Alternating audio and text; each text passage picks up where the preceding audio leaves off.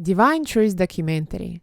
Jesus, Mary, and others provide information to people or organizations that produce documentaries. In this video, Thomas Leader interviews Luli Faber after a seminar held by Jesus and Mary on the 11th of August 2013 in Melbourne, Queensland, Australia. Right, okay.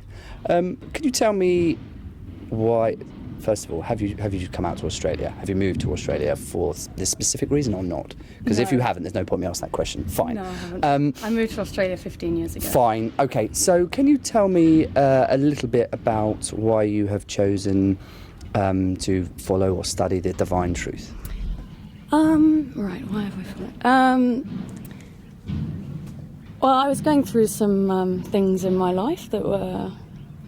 Life was getting quite difficult, and I was interested in different forms of spirituality, like yoga and things like that. Like, I'm a neuroscientist, so I was beginning to see the limitations of science in dealing with a lot of people's problems, and I started getting involved in yoga, and it just sort of opened my mind to like the spiritual realm.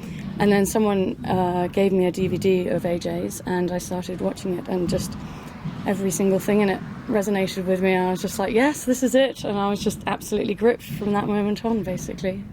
It all made sense to me. And what would you say to people that think that the Divine Truth or AJ Miller is a cult leader? They don't know what's going on.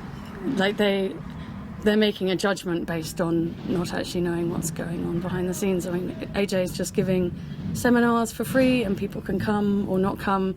He doesn't control our lives at all. Most people don't see him at all outside of the seminars. So personally, I do, because I'm involved in the distribution and production of Divine Truth. So I help them with stuff. I volunteer my time for them. But most people, he doesn't control anybody. And even if you do see him a lot, he doesn't control me. You know.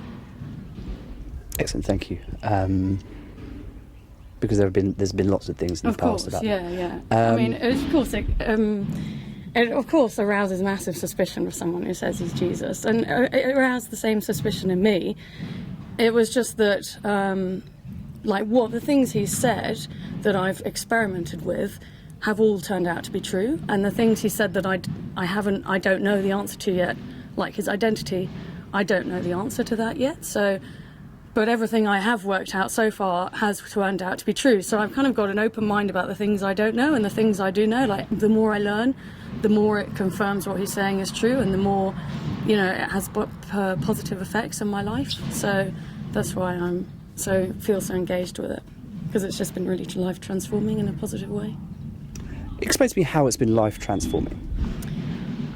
Well, I had an anxiety disorder before. I had depression on and off. I was in a job I hated that I thought was what I had to stick with. I just thought that was my only options. I was in a relationship that I thought that was kind of like the best I could do. You know how you settle for things in your life because you think that there's nothing better out there.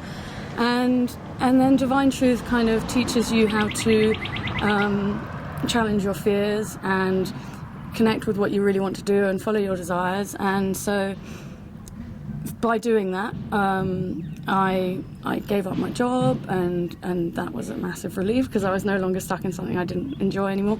And I also worked through all the emotions that was causing my anxiety disorder, my panic attacks and stuff, so that completely disappeared, cured that.